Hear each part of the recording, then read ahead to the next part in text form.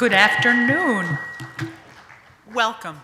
Welcome to the John F. Kennedy Presidential Library and Museum President's Day Family Festival. I'm Liz Murphy, the Kennedy Library Forum producer, and I'm so pleased to welcome not only you, but also honored to welcome our special guests for this second Town Hall press conference of the day. Please allow me to introduce our second president, John Adams, and First Lady Abigail Adams. Third President, Thomas Jefferson. And 16th President, Abraham Lincoln. Like us, they're looking forward to answering as many of your questions today as we can fit into this segment. If you're joining us here in person, please feel free to walk up to the mics in the aisles here in the theater as your questions arise. If you're joining us online, please email your questions to jfkpresidentsday@nara.gov. That's jfkpresidentsday@nara.gov. And now, without further ado, welcome.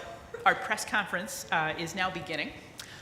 I see that people in the hall may still be thinking up their questions. I wonder if I might ask a question from our online viewers first. Certainly. Thank you. Whatever that is. Our viewer has directed this question to President Lincoln, but I think that perhaps the rest of you may also have thoughts from your own experiences, how it affected your lives as well. But President Lincoln, how did your adventurous childhood prepare you to become president? My adventurous childhood? Your adventurous childhood. I had never quite thought of it like that. But you know, I grew up in the West, and it was a wild country. There were, I remember as a boy, then many bears and wild animals in the woods. Survival was the order of the day, every day. I've never quite thought of it as preparing me, but as I think about it, survival sort of became the order of the day when I became president too, as a nation, and there were many dangers. Constitutional dangers, personal dangers, of course, but we dispensed with that immediately. And before I ever left for Washington, I knew that one has to essentially put your life aside for such an assignment as is given to us. But I suppose that I learned as a boy, where there's a will, there's a way. And if one means did not work, perhaps another means would. My father is a good example. I'll make it brief. He lost land repeatedly, but was determined to succeed. And perhaps I inherited some of that because I went through generals like a dog goes through fleas. But I finally found one that bit and bit hard, and he held on with a bulldog grip and wouldn't let go, and that's what it took. So enough of that. Thank you. Any other thoughts from our other guests on how childhood might have prepared you for your later work? I would say that it was not so much my doing, but my father's. The deacon, my dear father, also John Adams, as the oldest of three boys, had intended that I should have a college education. And as a very young boy, I was not so sure. You would have found me outdoors. I enjoyed shooting my gun. I enjoyed skating in wintertime, swimming in summer, playing with the other children, be it marbles or whatever game might be played, such as quoits. I enjoyed being outdoors so much that my father grew greatly concerned, especially the day that I told him that I did not wish to go to college, that I wished to be a farmer, like he was. And Father, in that voice, said, "Wish to be a farmer? I will show you what it is to be a farmer." And he took me down to the creek bed, and we gathered thatch all of the day. It was very hard, very muddy work. And Father thought that he had taken all of my obstinacy out of me, and I could not help myself as a child. And when he asked me how I liked being a farmer, I said, "I like it very well, sir." But he said, "I do not like it very well, so you shall go back to school." To put an end to the story, it was not so much that I did not like books, as I had told him. It was the fact that I did not like my teacher, as we had just discussed, Mrs. Adams, a Joseph Cleverly. And I found him so poor that I learned math on my own at home. And Father worried that my Latin would suffer. So he put me in the care of Joseph Marsh in his private school, and I was thus prepared for Harvard College and gained a love of books and reading from the great minds of the past that helped me write the great papers such as the Massachusetts Constitution and make decisions as president. I also had a great thirst for books in my childhood. Of course, I never dreamed of being anywhere close to an office with such power as the executive of the United States. Not that I sat in that seat myself, but I was nearby and had my opinions known by someone sitting in the seat. In any case, I also had a vast love for books in my childhood. As a girl, I did not have the opportunity to go to formal school like my husband did, not even a school for younger children. I was taught reading and writing and a little bit of math, but by my early age, I was done with formal schooling. But the way that I learned more was whenever I would find a good book or a play, some new idea that had worked its way into my hands, I devoured it, and then I would write a letter to one of my friends or my cousins and send it off to them to read as well, saying, "This was such an eye-opening work. Please, you must read this book." And then my friends would spend those around as well. So it wasn't quite self-taught, but my friends and I taught each other these fantastic works of literature and different histories and theories. And luckily from that, I had a little bit of a keen mind and a broad scope to deal with those vast ideals that we encountered when we were in Europe or when John was the president or any time in our life, our very adventurous life. I have to agree with you, Mrs. Adams. That's, I think, one of the sources of our friendship when we first met, the discussion about books. And when you think that I was born out west as well, Mr. Lincoln, the west of Virginia, but still the wilderness, the forest primeval, well, first and foremost, the people in the wilderness only have one and the other. And secondly, you may be fortunate to have some books and to read. And therefore, I doubt I could live without books. I have a dog's appetite for books. So I think in my youth I was most inspired by reading. And that continues to provide great inspiration for me. Thank you. Next question.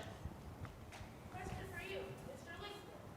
If I were Martin Luther King Jr. right now, he would ask, just because you signed not the Declaration of Independence, the Emancipation Proclamation, why haven't we still fought for freedom? Why can't we just go to a library, read a book without a police officer blocking us into a street? We drink from the color, not from the white. There's still things going on in our world that still aren't fair with race, versus racism, and other abilities to start that. So why haven't we got freedom from the people? Why can't we just go to the supermarket, buy something, and go back home? Well, that's an excellent question, my friend. Something that I have always believed in and stated repeatedly was human nature it doesn't change. I love reading Shakespeare. Now, those things happened hundreds of years before I was ever born. But I found that some of the very things you were describing took place way back then, perhaps for other reasons. And of course, people dressed much differently then. But inside, we're still the same. And so, some of the ideals of our government addressed human nature. One of them, Mr. Jefferson penned, all men are created equal. Now that's just a fancy way of saying, at least in my mind, we should treat others the way we would like to be treated. So when the Emancipation Proclamation was issued, it was a legal, in fact, a military edict. It didn't even affect civilians. And it certainly didn't affect human nature. Now, you may have noticed in your, how old are you? I am 11 years. In 11 years. Have you ever noticed that there are some people who, for one reason or another, don't obey the rules? Yeah. It happens. That's part of human nature. So we can make laws, but see, one of the things that we can never let ourselves forget is we are in a country which is self-governing. Now, laws come from the outside in. People say, you shouldn't do this, you shouldn't do that. But there's something inside every one of us that has to decide, am I going to do that or not? That's called self-government. The Bible calls it self-control. And it is that upon which we depend for liberty. So there may be laws that say you should do this or you should do that, but they cannot address what's inside of a man or a woman. You can obey a law with a very bad attitude, and everybody knows your heart's not in it. See? So that's the thing that government cannot do, but religion can.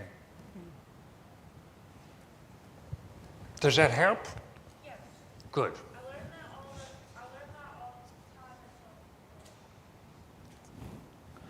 Thank you. Next question, and then we have one online after your question. Thank you. My question is dual, and it's addressed to both the good President Lincoln and also the good President Jefferson. Question for you, and I am a freedom of religion. I know, with due respect, Your Honor, Jefferson, that you are freedom for religion, but that implies a religion. It's sort of like, which religion are you for? Which religion should our country be for? So it should be for all. So I'm of religion for everyone and every religion they want to practice, even if it's just brushing our teeth as a religious practice. I'm joking. But good Mr. Lincoln, I wanted to ask you, what has possessed you in your love for God that you've just expressed, and freedom of religion, I presume, to have seances in your White House? And Mr. Jefferson, with all due respect, in the era that you're living in, what year would, let's say, Catholics be free to practice their religion, totally free, without imposition of the law against religion in Virginia? Thank you. Why don't you begin, since I just talked? Yes, the year that anyone of any particular religious opinion, as they should choose, or even to make the choice for no religious opinion, was established as an inalienable right and freedom for an individual in the new Commonwealth of Virginia on January 16, 1786. That is when my bill, the Bill for Religious Freedom, argued and debated a good 7 years, was finally ratified and passed. So that was the day when Catholics, anyone else, was free to hold their opinions as they should choose. But just to follow up, good sir, the state of, I think it was New York, not until the early 20th century allowed senators to be Catholic. I'm not sure you'll be aware of that, but anyway, it would be nice to have, as this young gentleman spoke earlier before me, for young ladies and young gentlemen throughout our country to know that we could truly be free well hundreds of years after your good declaration. Thank you. Well, Thank you. I suppose for my part of the answer, I should say that when the war began, many lives were lost. Many families were without husbands, sons, uncles, brothers. And the level, the enormity of the grief was probably beyond anyone's comprehension, who, even of those who lived through it, could not understand what particular individuals may have suffered. Now, Mrs. Lincoln, my particular wife, has gone through the deaths of 2 of our children, which compared to what others have suffered, may seem like a small sacrifice. Mrs. Lincoln has dealt with it differently than others. And there are those in this country who will take advantage of people, no matter how sad their situation is, how much compassion may be called for. There are those who will still take advantage. And there was a man named Colchester, and he wasn't the only, who decided to take advantage of grieving women mostly and charge them for an opportunity to speak to their departed loved ones. I did not invite the man into the White House. When you phrased it as, why did you have those, as if I had arranged it. I did not. Mrs. Lincoln has arranged many things as the president's wife, many baskets of goods for the soldiers that I knew nothing of, visitations to the hospitals that nobody in the public knows of, book reviews, various coteries in the executive home that I knew nothing of. And when I discovered that Mr. Colchester had been invited, I said nothing about it. I did employ some of my friends to find out whether or not this man was a charlatan, and he was, as I suspected. But I have learned through some years of marriage that there are certain things that are best left alone. We have relatives in our family that have joined the rebel side. There are certain things that we don't discuss. And that was one of them. Many thanks to you both.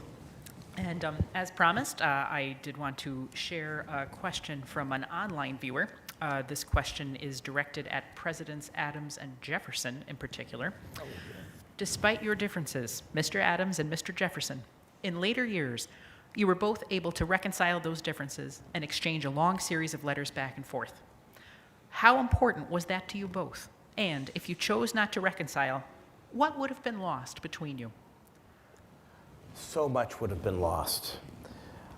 Though through the bitterness of politics, through the Washington administration, my administration, had separated us, I think it had more to do with those that were around us than it was ourselves. I would have lost a dear friend from the days when our country was still brand new. A gentleman who I shared time with in Philadelphia, who I shared time with in Europe, along with my family, treasured time. Not a day went by when we were in France when my son, John Quincy, spoke of dining with Mr. Jefferson, out with Mr. Jefferson, visiting Mr. Jefferson. It was a very deep friendship. And as we would write in our later years, it was a friendship that needed to be remedied, and we are very lucky that we had Dr. Rush to do so. to begin it anew. And every letter that I received from Mr. Jefferson was an absolute treasure. And as I am wont to do, ladies and gentlemen, I scribbled far more than he did. But I would argue that Mr. Jefferson's letters, no matter what the subject, were worth 4 times more than mine. I cannot imagine what would have happened had we not reconciled. It would have been a great tragedy, and I think, if not for us, for generations to come, if we had not reconciled.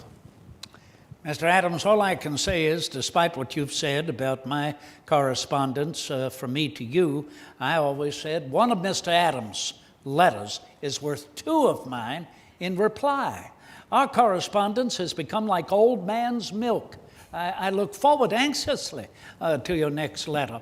And if there is anything to have been preserved in the reconvening of our letter writing, because we did not correspond with one another for 11 years. Remember, I mentioned that in the presidential election of 1800, Mr. Adams was not even in the high number of votes. And further than that, there were, twistifications of legislation in our government. The Federal Judiciary Act of 1801, I won't go into it, because I know it disturbs your lady. But suffice it to say, we did not see one another after that February of 1801. And thank heaven, 11 years later, you sent me the first letter. What would have suffered had we not reconvened our correspondence? Well, first and foremost, my friendship with your lady. I can never, ever forget first meeting you, our first conversations upon books and the like. Your great regard that you held for my young daughter, Mariah, your overseeing of her, good heavens. She would always ask me when I had seen you last and how I felt about our friendship. And I will never forget when you referred to me as one of the chosen of this globe. And then, Mr. Adams, how well, and Mrs. Adams, so much might have been forgotten about the early history of our nation, because our correspondence reflects upon that history. When we worked together, remember?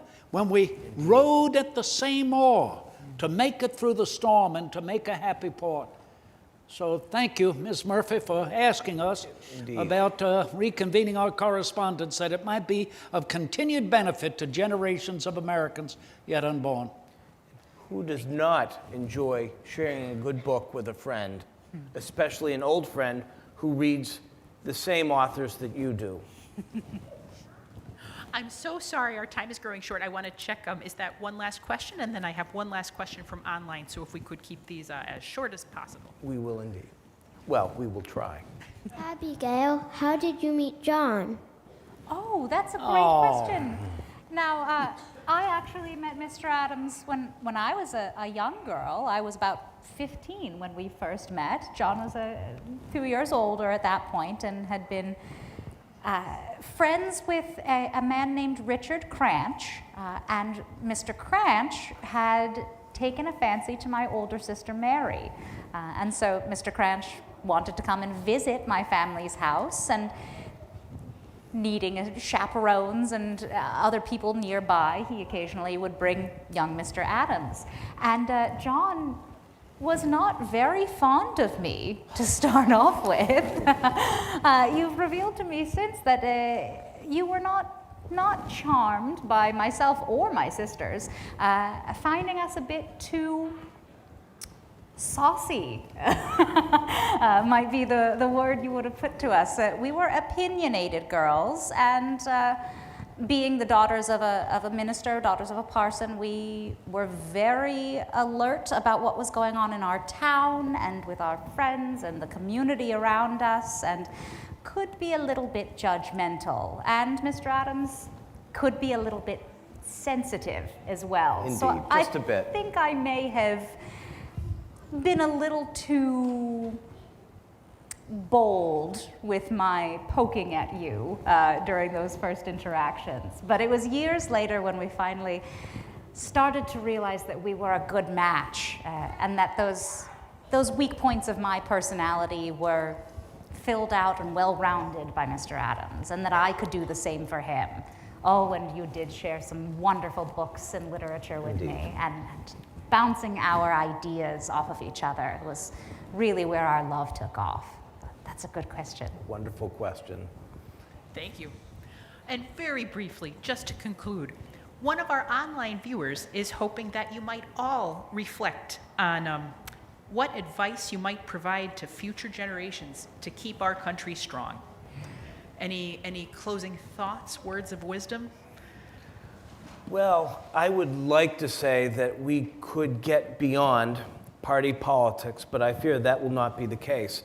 My parting thought would be this, that we have these wonderful documents written, and it is our duty to live up to them.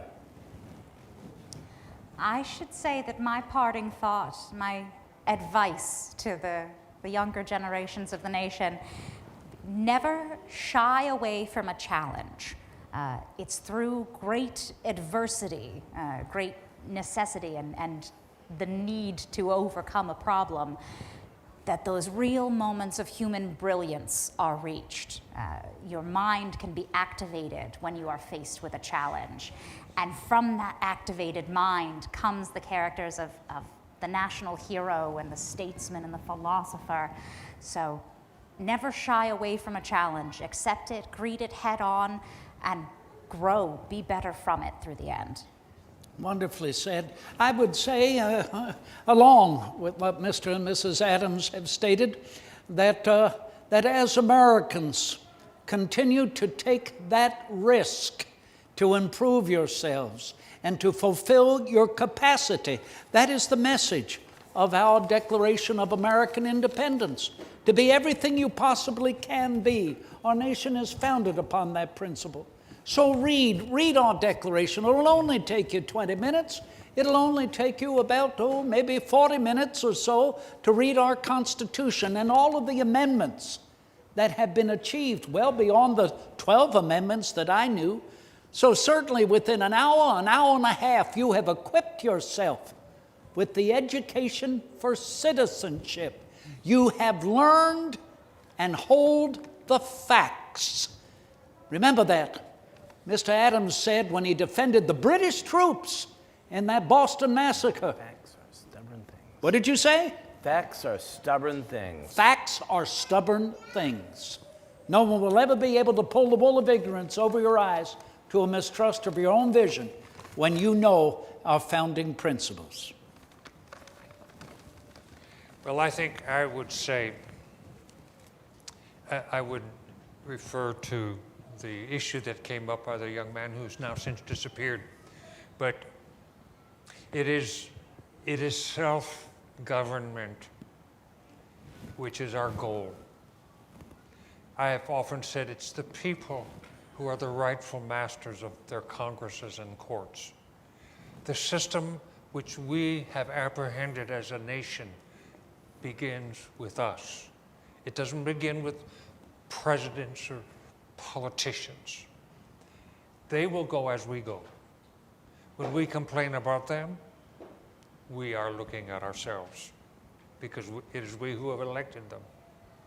So remember, it begins with us and it begins in the innermost being.